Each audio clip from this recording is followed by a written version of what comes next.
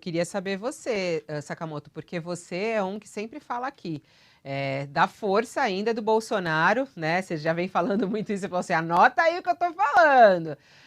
Tá aí, a pesquisa mostra uma redução, né? Uma redução dessa diferença que existe entre a reprovação e a aprovação. Fabiola, eu vou acho que numa análise um pouco diferente do Joel, eu acredito que há um peso, na minha opinião, econômico nesse processo. Aí você fala, poxa, mas a economia está uma tragédia, né? Inflação disparada, né? Gasolina, óleo de soja, gás natural, energia elétrica, tudo pela hora da morte. Mas o que acontece é o seguinte, com o avanço da vacinação, que diga-se de passagem, não é mérito de Jair Bolsonaro, porque ele fez de tudo para atrapalhar a vacinação, para atrapalhar a compra de vacinas, xingar a vacina da Pfizer, xingar a Coronavac, xingar tudo, mas por conta do avanço da vacinação, você começou a ter abertura da economia. E determinados setores, como o setor dos serviços e comércio, que é intensivo mão de obra, tem muita gente trabalhando, começou a contratar. E, inclusive, pessoas que antes estavam sem trabalho voltaram ao trabalho, mesmo que de forma informal, e voltaram também a ter renda.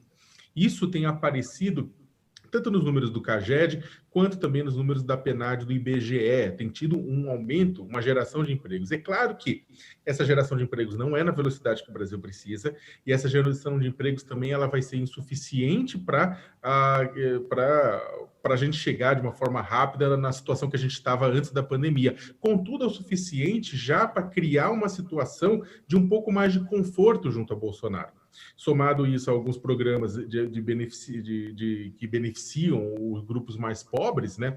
Você tem tido uma percepção de uma melhora da vida. E aí você tem uma leve melhora também da situação de Bolsonaro.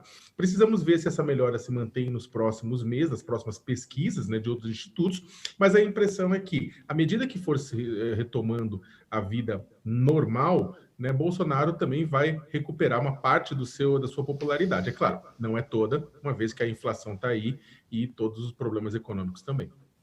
Me chama a atenção o discurso do Bolsonaro ainda contra a vacina. Isso se repete todos os dias, não tem um dia que ele não fale sobre isso, né? Agora, ele antigamente falava que seria o último a tomar vacina, agora ele começa a falar que não vai mesmo tomar vacina, que tomou essa decisão de não tomar vacina.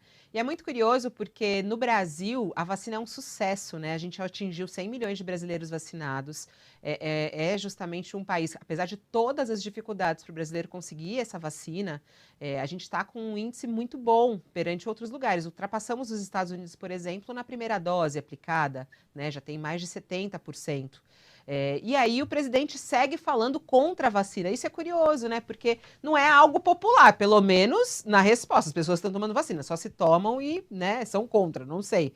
Mas vamos até assistir o que o Posso Bolsonaro fala, pode falar. sobre isso? Porque é o seguinte, falando com alguns infectologistas, eles têm uma análise interessante, que é o seguinte. Primeiro que Bolsonaro, ao fazer esses ataques à vacina, ele também já parte do pressuposto que o mérito de vacinação vai ficar com estados e municípios, que é quem aplica a vacina no braço.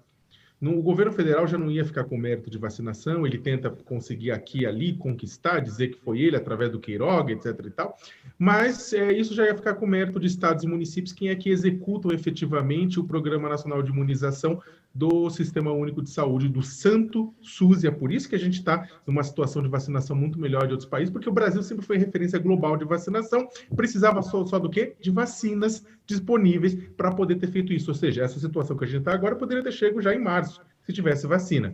E a segunda ponta é que é o seguinte, Bolsonaro desde o começo fez um cálculo econômico, Fabiola, 600 mil mortos que a gente atingiu esses dias, dá 0,28% da população brasileira. Né? E aí Bolsonaro parte do pressuposto que essas famílias é triste, tudo, só que eles vão causar um problema menor para ele, do ponto de vista eleitoral, do que 14% de desempregados, do que 10% de famintos, né? Então ele fica jogando porque ele sabe que a questão econômica bate em cheio nele, né? E já a questão sanitária, a questão de vacina, vai ficar com mérito com outras pessoas mesmo.